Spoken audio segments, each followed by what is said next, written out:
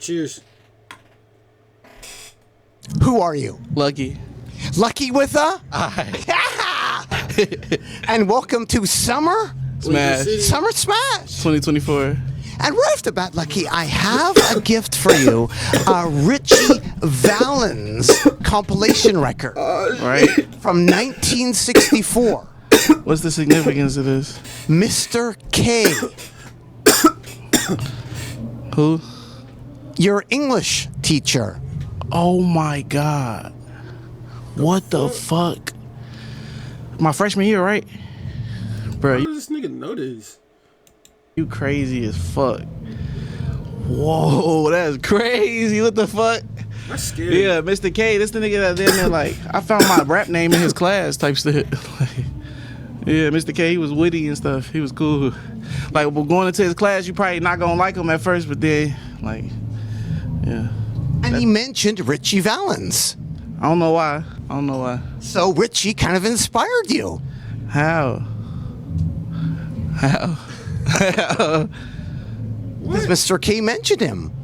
And that's for you, Lucki. Thank- Return to your roots. Return to my roots. You just tripped me out with the Mr. K stuff, So that's a gift for you, Lucki. I mean, it probably do hold some type of significance to me, but I did a lot of stuff in the past, so I don't remember that. But Mr. K, that's crazy. I've been thinking, what's his name the last 5 years?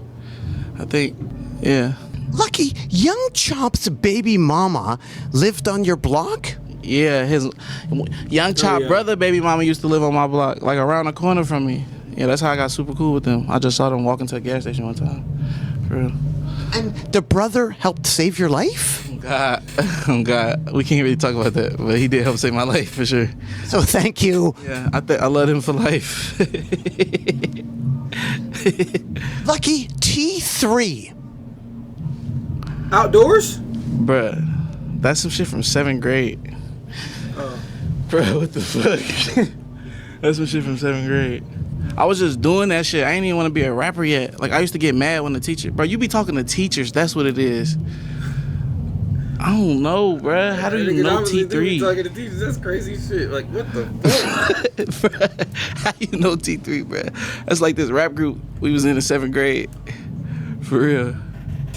That's crazy. How many? Were there 3 of you? It was 3 of us. How you know that, though? Well, you're lucky. We have to know. God, but it's not stuff like that, because that's LC stuff. That's not really even lucky stuff. That's crazy you know that. Like, my mama barely know that. For real. That's crazy. Quote, Wicker Park legends on rooftops off... Ladders. That's probably why I can't remember some of the stuff that you said. Low Life. Low Life, yeah, it's a good song. I made the beat to that song. That's a legendary song, like a Lucky X song. Wait, no, I think I was lucky by then. My fault. I don't know. What was it like being so young at that time? Was everybody else young? Did people seem old when they really weren't old? Yeah, hell yeah, though. Everybody in Chicago did. It was like a gold rush on like Chicago like talent. So like all of us seemed old, but we was all like young as shit. The oldest person probably was like 19 and 20 around that era. For real. Lucki, 56 and Maple. Damn. California and Maple. 56 then. 56 then. What's the fuck? I said it in that song. That's where we getting the weed from. But California Maple, that's where my mama and them from. That's where my family from. That's why I learned how to ride a bike and everything. The Jesse White tumbling parades and shit. What's that like? What's that area like? I mean, it's way different now. Like, you would probably live over there now. Like, it's way different. Like, it's gardens and shit over there now. Like, all type of shit. Oh, God. Wednesdays, U Media. Bruh. Yeah, U Media. I mean, nah. People know about U Media. That's when I first time I went home. That's the first time I met hella people. I saw Chance the Rapper rapping there. I was like 15. I went home to my mom like, That's crazy. I want to be a rapper, like, because I seen people rapping there. And they said that nigga, the mayor came to see Chance and everything. I'm like, damn, like, yeah, U Media. RP, Mr. Mike. I think that's his name, Mr. Mike. Yeah, I was curious when you saw Chance at that time, U Media. God, yep, he in the studio right now. I recorded a song here. I ain't recorded my first song here, but I recorded a song here. Matter of fact, this song is called Never Pay here. Oh God. it was like already kind of legendary. Like recording at U Media was already kind of legendary. So it was like, I don't know, it was different. All this shit was so new to me. Yeah. I used to have this shit. So you recognize that room then? Yeah, just let me take something right quick. I used to be for sure, like, I used to be like, cause Chan's gonna get on, that mean all of us gonna get on. Like, for sure, I used to think just cause you knew somebody that was getting famous, you was gonna get famous. That's crazy. Black Raphael. On God, Mama Boys. On God, nigga, when I was like 14, when I first started rapping, that nigga was the best rapper I ever heard. Like, just. Oh my God, I just now seen this damn suit this nigga got on. This shit hard as fuck. Like, on the street, like, in ciphers and shit. And he was from the west side, he's from Holy City. Like, he really, like, I used to look up to him when I was like 14, 15, but you be looking up to anybody when you that age. But I fuck with him for real, Black Raphael. Yeah, he used to be in a group with this dude named Roy French. Oh God, Mama Boys. Lucki, I was curious. Most Def, I have a record, a gift for you. Oh God, it's definitely a gift. Oh God. On Raucous Records from 2000. On what records? Raucous. How you spell it? RAWKUS. I like some know that. shit. How the fuck you know about that? I used to want to get signed to them, right? No, not them, not them. Yes, Raucous. Nah, it was an indie label I used to want to get signed to. I think it was them. Yeah, they were indie. I used to go to school on the motherfucking train. It used to be cold as hell listening to Mos Def. I was just, when I learned I wanted to be a rapper, I started like really studying rap. I started studying eras and shit. I started listening to Wu-Tang, all type of shit. Cause in my household, we only listen to Jay-Z, like Tupac. I had to listen to Biggie on my own because my dad was such a Tupac fan. Hell no. Like literally, I started studying all music and I fell in love with this shit. So that's a gift for you to bring you back. Oh God. Let's go. You want to be on Raucous, eh? Yeah, I thought they was like, I don't know. I found out about that. I downloaded Ableton on my computer all in the same day. I remember that. I don't know how you know about this, bro. But I'm just like, I'm accepting it now. You like some type of wizard, so I'm just moving along with it. You feel me? Well, you are lucky. We have to know. Bro, stop saying that. We have to know. I ain't gonna Okay. lie. No. Your first beat. I just felt wrong for me saying that shit. Bird Gang. On God, one of the beats I made. Yeah, on God. See, I forgot how to make beats, but yeah. What was that like, making your first beat? That's pretty exciting. It was just because in the time, like, I have no That's crazy. I thought beats was like AI. managers and nothing. I had like no way to get beats, so I'm like, man, people not sending me beats. I started trying to make beats myself. I was just super indie around that time. And then this dude I named Saba, you know Saba, he a rapper. He used to make his own beats too. I'm like, damn, this nigga he used to live down the street from me on Austin. He used to just make his own beats, record himself damn near. I'm like, this nigga hella self-sufficient. I couldn't get that far, but I just learned how to make beats that summer. Literally. I started listening to hella Max B. I sampled Max B. Every beat I made, I sampled Max B or French Montana. Like mac and cheese French. For sure. And how about on the new LP? Gemini? Yeah, Two-Face. That's the whole thing. Yeah, everything like full circle, right? Yeah. For sure, I remember blogs used to be super important. I used to like submit shit in myself, and I learned like that was pointless. It's just about who you know. For real, the whole blog. Getting some press, that must be pretty exciting, eh? Like finally, how was that to get press finally?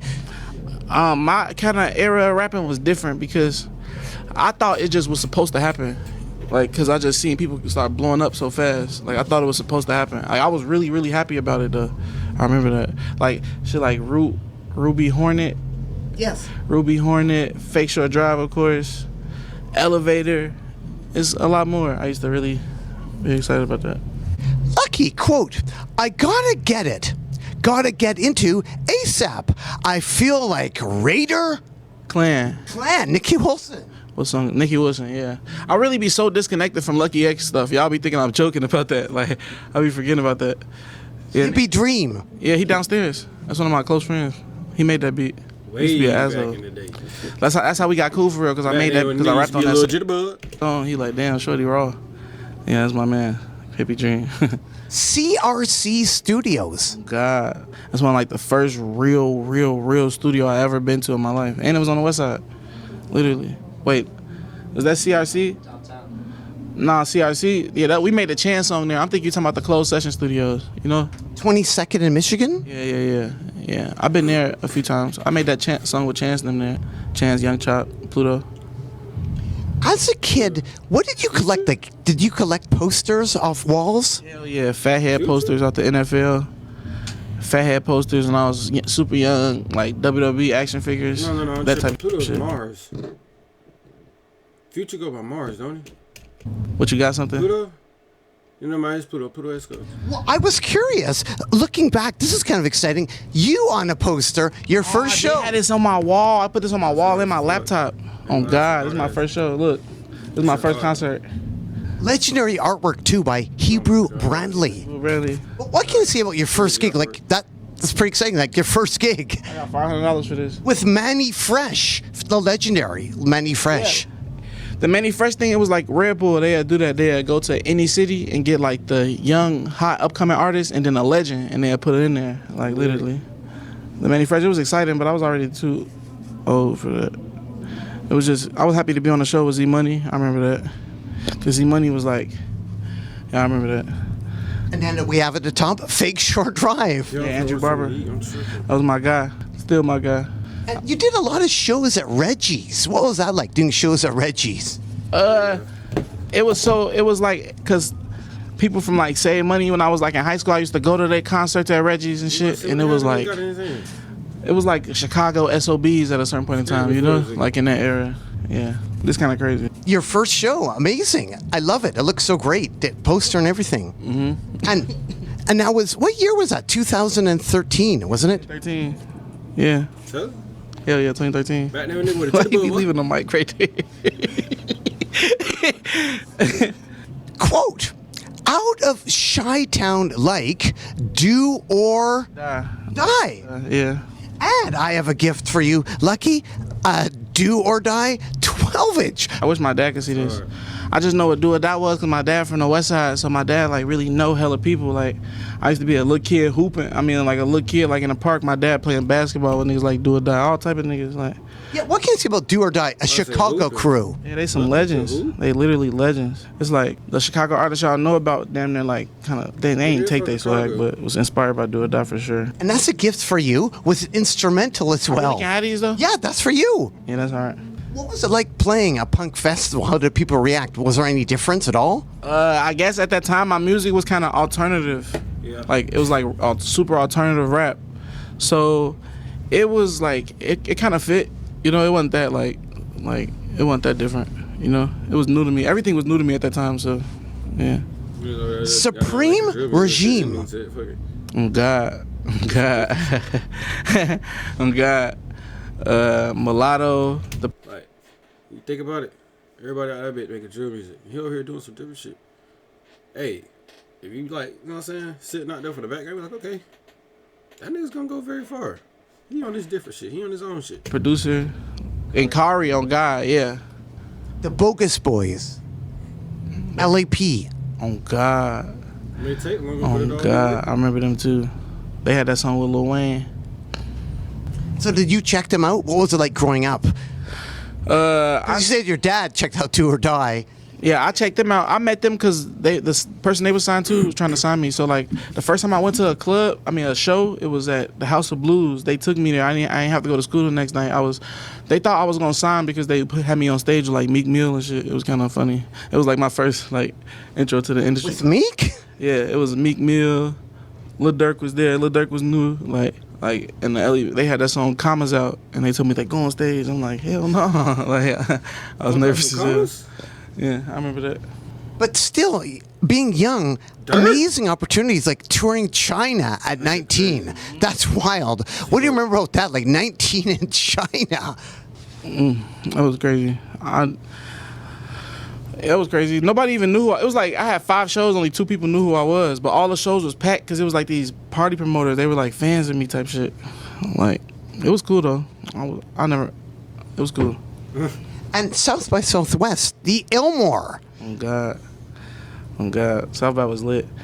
I remember my first South by I ever went to, I got paid, and nobody used to get paid to go to South by. I got paid like $2,000. I was like 18. I don't know how old I was, probably like 17.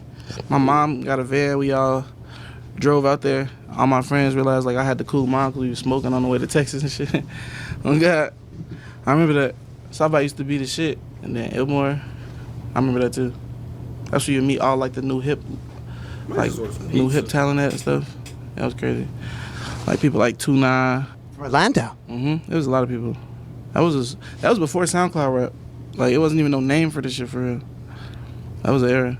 And then it kind of shifted to like bigger fest, like Rolling Loud. Yeah, the first Rolling Loud, it was shit like that. Were you at it, the first one? Hell yeah.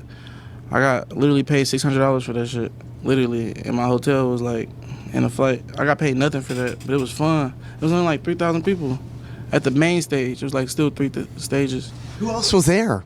It was a lot of people there. Them there, the whole like industry was there. That's when they first started doing shit like that. For real. That shit was so big, like, I couldn't believe we was doing a show or something. I thought that shit was a scam damn near at first. Like, that shit was crazy. Like, I couldn't believe all these people could be on the, like, especially the old Rolling Loud, like, everybody used to just be together. Like, yeah, it's different. And what about today? Summer Smash, Cole Bennett. This is huge, isn't it? Hell yeah. I did the first Summer Smash, too. I'm really a vet. I did the first Summer Smash.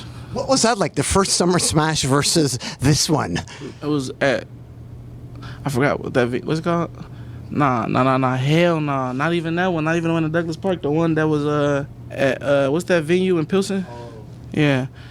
Yeah, Porter's Theater, on God. That's what it was. It was just like a little, it was cool. But it is so huge. Like, and right now, what do you think of Summer Smash right now? Like, it's so incredible. Like, it's huge. It is. I mean, it's lyrical lemonade. That's what I expected them, though. To be honest, like I watched them build. Like, he used to have like in a random parks in Chicago had like random ciphers. I never used to go to that shit, but it used to be a group of rappers from the city. Everybody just trying to like do ciphers to shit like this. So Cole, like, that's what I expect of him now. Nowadays, you have a new LP. How does that feel to finally get that out? Oh my God, I've been trying to get that out for so long. Like, since I dropped my last album, I'm like, yeah, I'm really happy with this album. I'm really happy to see what it's doing. But it's what I expected of myself though, too. I'm just happy about it. When did you first meet Cole? Was it at a cypher? Hell no. I never went to the ciphers. I met Cole a long time ago, so long ago. He probably came to my house and paid me like $100 to wear a t-shirt. Something like that, like a Lyrical Lemonade t-shirt. That's how I met him. That's cool. And look where he at now. Thank you, Cole Bennett. Like, check out all the different drinks he has created, including... Oh, the Nardwuar Lemonade. Yeah, Nardwuar Lemonade. Yeah, it's lit. I'm going to do something with that. Did you ever think that this would happen? Like, that Cole would end up... Right? Yeah, this is pretty incredible, isn't it? It's been like a minute now, so I'm used to it now with Cole, you know? But for an outsider like myself to see this, it's crazy. It's amazing. It is crazy. It's Cole, though. He's like an ambitious person. Like, it's not only a music fest, it's like everything. Yeah, everybody know that, though.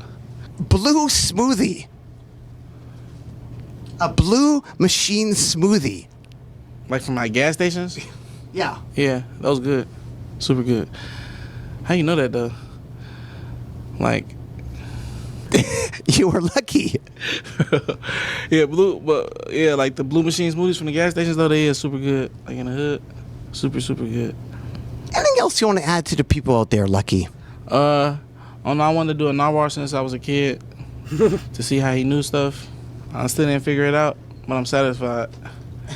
Well, thank you so much. I really appreciate you taking the time, especially, at this busy time when you just had your record come out. Like, that's pretty exciting. Like, last night, right? Busy guy. I'm joking. Yeah, thank you. Well, thanks for taking the time. I really appreciate that. Thank you so much. And why should people care about Lucky? Why should people care? I don't give a fuck if they didn't, but they should because I'm like, I don't know, I'm just lucky. Like, people know I've been in this since I was a kid. I'm me. That's why. Everybody else. I'm me. Literally. Lettuce has bun? It's like a if you know, you know type of thing. Well, thanks so much, Lucky. Keep on rocking in the free world and do. Oh, God, I was about to do it before you, but you already did it. Do the loot, do. I forgot. What's the rest? Do. Oh, God. Oh, God. Pointing. Okay. Bro, you do this on purpose, bro. Stop. Oh, shit.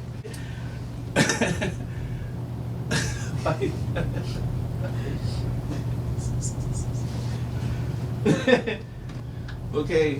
Love everybody. This camera's still on me. I thought I was off the camera. All right. Goodbye. Thank you, Nora. Come on, y'all.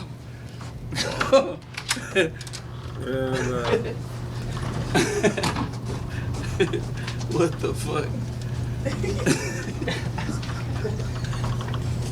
That nigga still sitting there. We took a selfie with him. How long you think that nigga just be sitting there like that? Like, literally. This is crazy. Stuck. Appreciate y'all, man.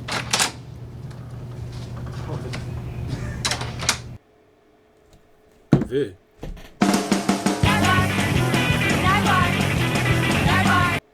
The Mexican OT? On some slight shit.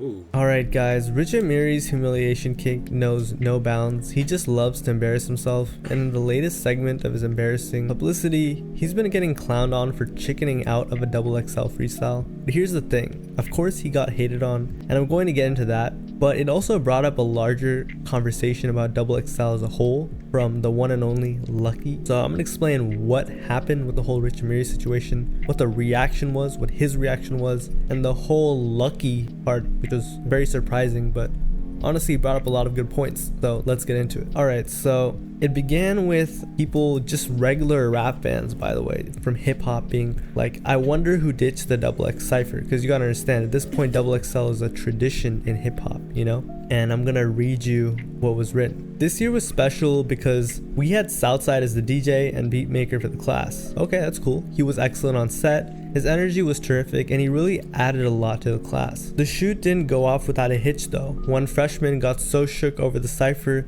that he ditched the shoot literally 5 minutes before it was going to be filmed. He pretended to go to his car for clothing, hopped in and got out of there. He and his team then refused to answer our publicist's phone calls. It would have been nice for them to return one call. I've never seen anything like that before. Some of you will probably laugh at what he did because you think he's popping anyway. So it ain't nothing. But I think it was a pathetic way to handle things, and it definitely caused some havoc and felt like a ruthless way to conduct business. So everyone was like, who is this rapper this youngster 5 minutes before the XXL freestyle was supposed to be filmed said, yo, I gotta go get some clothes, got in his car and rode off, which to like old heads is like, oh man, what a you know? Anyways, over the next days and over the next few days, we had decided if we were going to remove that artist from the class altogether, which we were conflicted over, but we decided to keep him in, which I'm not gonna lie is a very respectable thing for XXL. You know, I feel like most media platforms would have been very petty, and I mean the response was petty, which I'll explain later, but cool on their side. We did receive an apology from the freshman's manager a few days later, but never heard from the artist directly, which is very unprofessional. Ultimately, we hate to see a freshman back out of a cipher because this is what they do for a living. They rap. There's no specific length the verse is supposed to be, but still, that's too hard for some of them. It feels like they should be able to get through a verse, but as the years go on, more and more artists struggle with this part of the freshman, and we don't find out they're capable of it or unwilling to do it until after they are asked to be a part of the class, which is disappointing. We don't rescind the offer though. Anyways, cuts off there.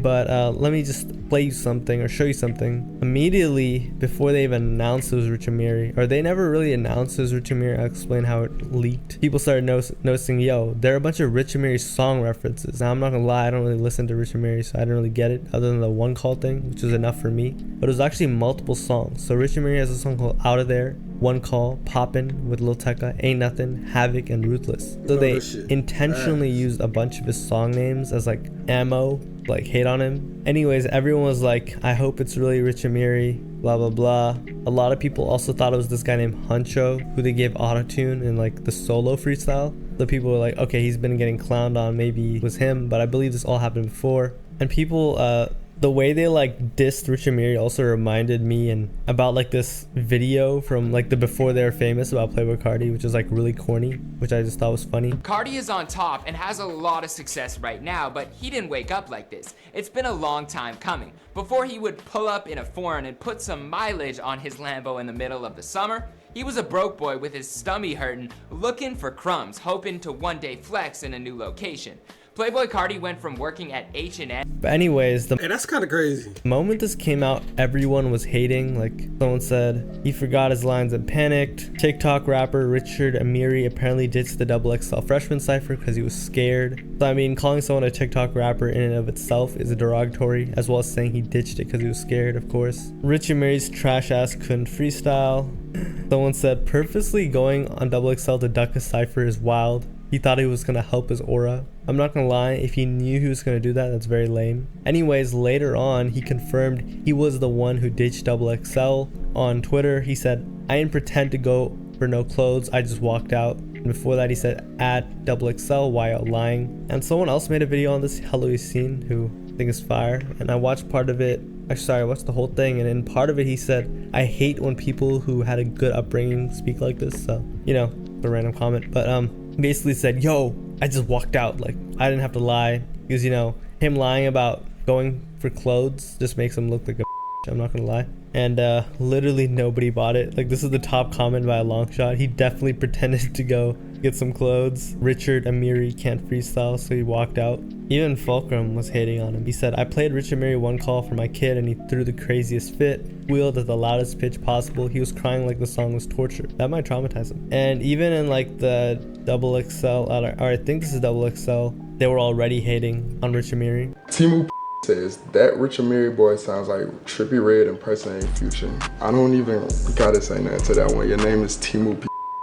But finally, I do want to say that, and this is what brought up the Lucki defense, because Lucki would go on to defend Rich Amiri, which is super random, but I'll explain that it might be a little self-centered later. But this did bring up the whole conversation that XXL's freestyles are a bit obsolete and they're just not up to par anymore, you know? Like, for example, someone said, nobody cares about XXL, bro, their time is done. Bro did what Lil Mosey should have done, probably because their beat selection's trash now. Actually, they had Southside, who's a legendary producer from Atlanta, do it, so not really. Bro said, I'd rather go viral this way rather than destroy his aura. Another person, Mwell, also brought up the conversation that artists have been denying XXL ciphers for years, so I don't know why this is a big deal. I feel like there were so many rappers that have done this. Like Gunna went on the magazine. He was in the photo shoot, but he didn't freestyle. I believe Baby Keem did the same, and there are many others that have done this as well. I totally think that Rich Amiri chose to do this. He could do it. I think they kind of saved that spot for rappers who they're just a little bigger. Like Gunna has that swing power. Baby Keem does. I don't know if Rich Amiri does. It's definitely a really good marketing stunt if that's what it is. You know, worked well. I just think it's a lame on doing that to XXL, of course. But overall, I will say it was a really smart move because it was a lose-lose situation. You know, think about it. You could either go on XXL and be clowned for your freestyle, which, knowing Rich Amiri, if he had a bad freestyle, oh my god, it would be bad. I mean, not as bad as having pictures of you getting tickle leak, or you faking your name, or faking your streams, or faking your accent. Those are like some of the other bad, like, or negative moments of Rich Amiri I remember, but it would definitely be bad, you know what I mean? Anyways, let's get into the Lucki defense because it's very, very, very interesting. So I'm just gonna play the audio and we'll go over it after, all right? So let me play it. Hey, I'm about to delete this because it's not my business. But look, hey, the fact XXL could get mad that somebody don't want to do that freestyle, that they just like that aware, like, oh yeah, this not gonna go out like the best way for me. Like, bro, it's 2024. The fact they still got the format the same as it was in like 2013. That's how you know they, like, XXL kind of in it just for, like, the engagement part now. You know what I'm saying? Because they know, like, the freestyle is going to be the most viral part. Like, it's 2024 and don't even record music the same way. Don't even consume music the same way they was in 2013. So the fact that you make, like, these young artists go up there and, like, freestyle and then got to have a freestyle on any beat to something that they don't got already, because nobody even do that in the first place. Like, it's not no young here from Queens gonna pop up. Like, it's no lyrical geniuses, you know what I'm saying? Like, it is, but people don't even care about the lyrics. Like, so the fact that they still got them doing that is, you obviously setting them up for failure. Like, it's 2024. If they want people to care about the freshman list, they gonna change the freshman list to get, like, in times with the times. So you said a lot for us to unpack there. Before I talk about it, I do want to give a little context. So apparently You know, a lot of people are very surprised, like, why is he defending Rich Amiri? Because he knows this is about Rich Amiri, and he also knows that people don't like Rich Amiri, so and I don't think he's like a big fan of him either. Well, it turns out that back in 2019, Lucki walked out on a XXL interview because they tried to make him freestyle. So apparently he has like some hidden, you know, disdain for them. But here's what he said. He basically said, hey, how can you expect these young rappers to be freestyling and you know, people don't care about lyrics anymore. They care about, you know, the sound. I think this is like a bad point, to be honest, and I think it also is more evidence that Lucki is biased, and I'll explain why. Number one, Lucki writes all his music. So if XXL really did come up to him in 2019 and ask him to freestyle and they kind of like pressed him, he probably just didn't feel confident enough to do that because he never freestyles. Everything is written by Lucki. I don't know if you know this. He's been making music for a long time. He's inspired by Chance the Rapper, so he writes everything. So the other thing as well, he said, there are no lyrical geniuses. There are definitely some lyrical geniuses, just not in the same way old school heads would think, you know. There's some crazy bars, you know, that people can say. I do think that this new style of rapping is harder for people to freestyle, you know what I mean? But it still can be done, and I do think that all these rappers are freestyling. Like technically, like Osama-san is just punching it. Like Rich Amiri is probably just punching in. Another thing he said as well is that like XXL only cares about engagement and like they shouldn't be doing this. I feel like in 2016 we saw perfectly that, you know, it didn't have to be about lyrics, but it was just the sound, it was the vibe, it was the energy, and it was just the people being in the room together. And I think that's what makes XXL so special, and I think he kind of like missed the mark with it. However, the conversation that sparked it was very split. You know, some people totally agreed with Lucki and some people were like, nah, you're tripping. And I feel like what's interesting to me about the reaction is both the younger generation and the older generation were split. So like some people who are older were like, nah, you should be able to write for sure, and other people actually agreed, and a lot of people like my age were like, yeah, XXL's trash, it's over with. But they were also like, yo, low-key, nah, like you should be able to freestyle. And, you know, I'm not the biggest fan of XXL, I don't know if you watched my other video on them, but I do think that, come on, like you should at least be able to freestyle. So anyways, here's some of the reactions. So someone said, so rappers in 2024 are untalented and can't come up with 10 to 12 bars for a freestyle.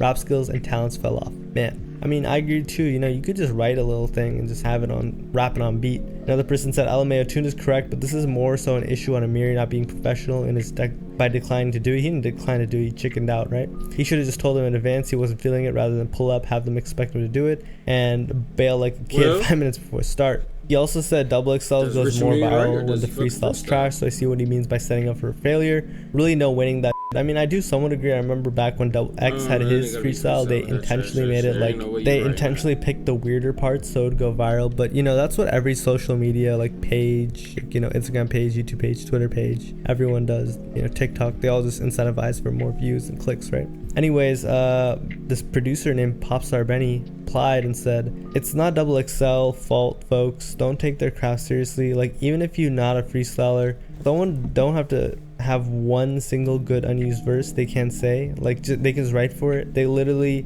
just gotta rap for 40 seconds and it's the next person's turn. LMAO. Y'all quoting this, trying to debate that expecting professional rappers to rap only 30 to 50 seconds on a cypher to showcase how good they can rap their chosen career is asking too much. Are y'all serious? A cool 16 bars, maybe 24. And I'm not gonna lie, everyone was agreeing. Like, a lot of people don't have the talent for this, they don't agree with this, they don't really love this, you know what I mean? And I'm not gonna lie, it's pretty spot on. You know, if you're doing this as a career, you should be able to at least say something, you know. I don't think anybody's expecting like you to go all Eminem or something, you know what I mean? Like, or J. Cole or Kendrick Lamar, but just, you know, do something fun. And there definitely are some rappers who can freestyle. Lucki would then respond again and say, I guess I'm gonna die on this hill, but I'm not wrong, y'all. This is literally the rap version of the best players in the NBA not doing the dunk contest anymore. It's just a different game. So I do kind of like get what he's saying. And then Rich Amiri, by the way, said, you ain't never lied. I completely agree that lyrics are totally irrelevant to a rapper's success. They don't really matter. They're more so just the cherry on top, where before they were the core of, you know, any hip hop record or song, right? But I think that like just not being able to freestyle, it's kind of like you know when Juice WRLD would freestyle and everyone would be like, yo, that was so fire. Like that was one of the things that made him so legendary, his ability to freestyle. I feel like people will always respect someone who can freestyle and rap. You know what I mean? Like the other thing about rap and just hip hop as a culture is, you know, people like, come on, like being scared to freestyle is just a bad look. You know what I mean? It's just a bad look. It's not about like, I feel like they changed it to a different subject. And speaking of changing it to a different subject, I think I forgot to bring up what Rich Amiri said after the whole situation. So basically, he took to his Instagram story and said, "The world is." I wouldn't say it's a bad look. You get a nigga up there that can't freestyle, and he gonna try to freestyle. That's gonna be even worse. It's literally in our hands. We have the free will to do whatever we want. These folks don't own us, and they hate that. And then my friend Teo said, "Imagine being a rapper that's too scary to freestyle. So instead, you go on Instagram and try to make a philosophical statement about having free will." I'm not gonna lie, it nails it on the head perfectly. You know, the whole thing about this is that he was too scared to freestyle. So I just want to like make it clear, like perfectly. You know, the whole thing about the statement. Imagine being a rapper that's too scared to freestyle. The world is literally in our hands. We have the free will to do whatever we want. These folks don't own us, and they hate that. So instead of you go on IG and try to make a philosophical statement about having free will. I'm not gonna lie, it nails it on the head perfectly. You know, the whole thing about this is that he was too scared to freestyle. So I just want to like make it clear, like, yeah, it's a really bad look that you just didn't freestyle. You know what I mean? But when we're talking about the whole lyrics thing, you know, it all depends too. You know, like the street rappers who are in that XXL list, or just the more traditional rappers too, I'll say, like their lyrics matter a bit more. I don't think people would judge Rich Amiri by, you know, his lyricism. I think they would just judge it whether it was just off their ear, like, yo, does this sound good? Is this good? You know what I mean? Of course, like if you do like a Lil Mosey ass freestyle where like the lyrics are bad even for a SoundCloud rapper, or like, you know, a rapper in that lane, they're gonna clown you, but that's kind of deserved, right? Also, like, what are they gonna do? Are they gonna make it like, oh, now you like pre-make the song? That would kind of ruin the fun a little bit. I feel like that's the whole. Anyways, Lucki would then say more. He said, Lil Wayne and Jay-Z kind of the blame for our generation being confused on what's actually freestyling and writing. By the way, they didn't even do it on purpose though. They're literally the two best rappers ever. So yeah, basically accidentally. Lil Wayne and Jay-Z kind of the blame. Lil Wayne and Jay-Z kind of the blame for our generation being confused on what's actually rapping and punching and writing. By the way. They didn't even do it on purpose, though. They're literally the two best rappers ever. So, yeah, they basically accidentally misled every rapper from our generation to thinking taking your time and writing is flawed. For our generation being confused on what's actually freestyling and writing. By the way, they didn't even do it on purpose, though. They're literally the two best rappers ever. So, yeah, basically accidentally misled every rapper from our generation to thinking taking your time and writing is a flaw. So, Lucki writes, so he's very biased, but I don't know. I feel like he's basically saying that Lil Wayne freestyles everything. He's like notorious for that. You know, Young Thug, of course, Future, Chief Keef, Cardi, Uzi, all those types of rappers. By the way, Lil Wayne is in a different class. He's like the GOAT, right? Yeah. Jay-Z, I believe, like does all his music in like one take, and he just has ideas in his head. And I think I think he had some stuff written, of course. He's, you know, he's old school. But he's just saying like, yo, just cause all these people freestyle doesn't mean like writing is bad. I don't think it was a writing lyricism thing, but you know, I'm gonna keep going. Anyway, someone said people were spitting rhymes and calling it a freestyle way before the flow. Stop making excuses. I believe Drake did this on a freestyle once. I know, I promise, but look, to be honest, I'm not a new rapper. I actually came up from that era.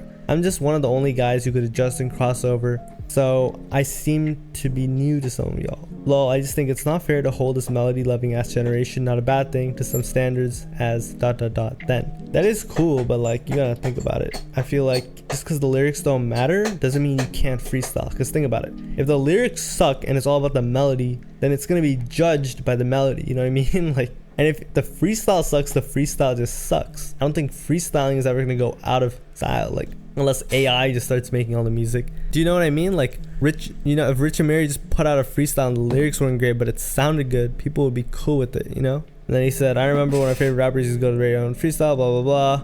What if I told you I don't know how to freestyle? I know how I write the first thing that come to my head back to back, but if it's on my phone, paper and pen, I'm unable to rap. I swear to God, broski. So he's basically saying, yo, am I a bad rapper? I can't freestyle and, you know, it goes on and on and on and all that, and he even said like, yo, maybe we create a new genre. I think it's just what hip-hop is becoming, but I think we should end this whole Lucki debate here. I think I've spoken on enough. But anyways, you know, you guys know me, I love to hate, so getting to hate on Rich Amiri and Double XL, that's a dream come true. Like, Christmas coming early. At this point, cancel my birthday. I'm just joking, of course. I actually don't have any ill will against Rich Amiri. I just wanted to say that. I think he's a peculiar dude. And I'm saying that because I noticed he has me blocked on Instagram. That's why I couldn't view the stories of responding to the Double XL shit. And you know, I'm actually really confused why he acted in this way. All I did was make a video on like every single one of his negative moments for my own gain on YouTube and laughed at him. But in all seriousness, I like being fair, you know, and I think this was a big moment for Shamiri because friends of mine that aren't even like tapped in whatsoever,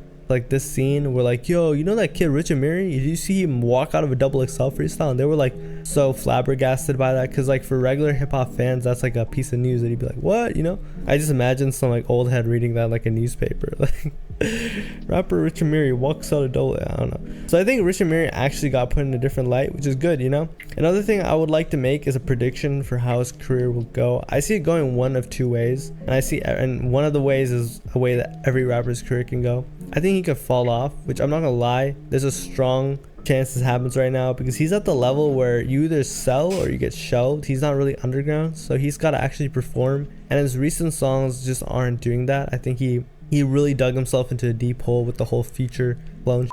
Or he'll continue to have success like he had with One Call, which will be very hard. But if so, I could see him having like a Dom Corleo-ish fan base, much bigger of course because of his size, and completely eclipse his underground persona and reputation, which kind of bad. Similar to Dom Corleo and what he's done now, you know, just chilling in his own lane, doing his thing. And if we're being honest, that reputation doesn't seem to be going anywhere, and that's what this whole thing kind of shows. I do think Rich Amiri as a whole gotta like really, I don't understand, like, is the whole negative publicity thing like a method for him? Does he think it's gonna, you know what I mean? Because I don't really think, like, how does this help your music really? Does this help you sell tickets to tours? Does this help make people want to stream your music? I don't think so. You know what I mean? I truly think that he just acted in this way and it just made him look, you know, horny as usual. But anyways, thanks for watching. Shout out my favorite rapper, Rich Amiri. I really don't hate him, by the way. I know some of you guys are gonna comment and be like, blah blah blah blah, like, cool, seems like a cool dude. But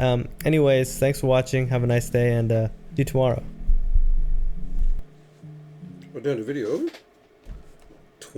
Alright, so Stunmic or Stun Mike may be going to jail for a long time, because it looks like he may be guilty of some pretty horrendous crimes. So I'm gonna explain the allegations, you know, go over the proof, Stun Mike's response, which wasn't very good to be honest, everyone else's reactions, and what just seems to be coming from the situation. Alright, so after Destroy Lonely and Fresh Boy Swag got exposed for their awful behavior, Stun Mike ironically commented on the situation, said, yo, you guys deserve everything that's going on, and in the midst of it, he got exposed for being the worst out of them all, which is very ironic and not great for him. So let's get into it. Okay, so the girl's name is Allison, and I actually made a video about the precursor to the situation. You can just look at it. It's called The Evisceration of Stun Mike. But all you need to know is that this girl's friend, who also happens to be this artist named Osquin, called out Stun Mike for being weird, but also didn't air her situation out of respect for her privacy.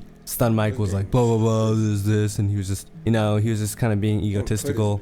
And I guess she had enough, because he came forward with her story, and pretty horrifying. So let's go over it. She started off by saying, trigger warning, essay, Stun Mike R-worded me on April 21st, 2024. So that's like 2 months from now. Took me this long to come out because I was so scared of him and what he could do to me. But now that it's out and he knows, plus my friends are supportive, I feel safe enough to do this. So basically it took her 2 months to process this. And I'm not gonna lie, when it comes to cases like this is actually pretty recent. Anyways, she then gave details of the and it's quite long, so bear with me. I'm not gonna like keep the screenshots up because it's just text, so I'll just read off of it.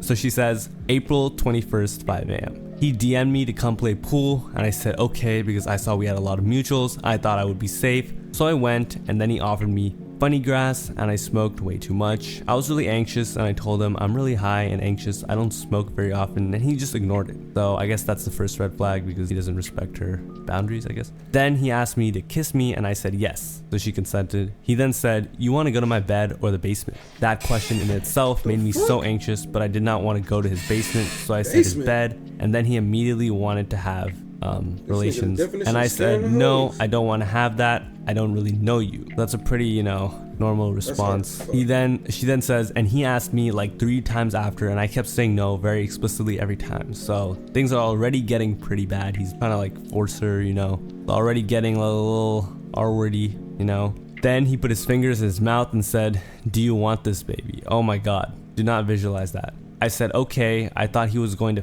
F-word me, but it ends with ER. Okay, finger. But then he stuck his pencil in me so fast I couldn't react. So if you guys, by the way, this is YouTube, so you can't really like just say these words and just say it outright, but he basically just R-worded her there. He then said no protection was used, which was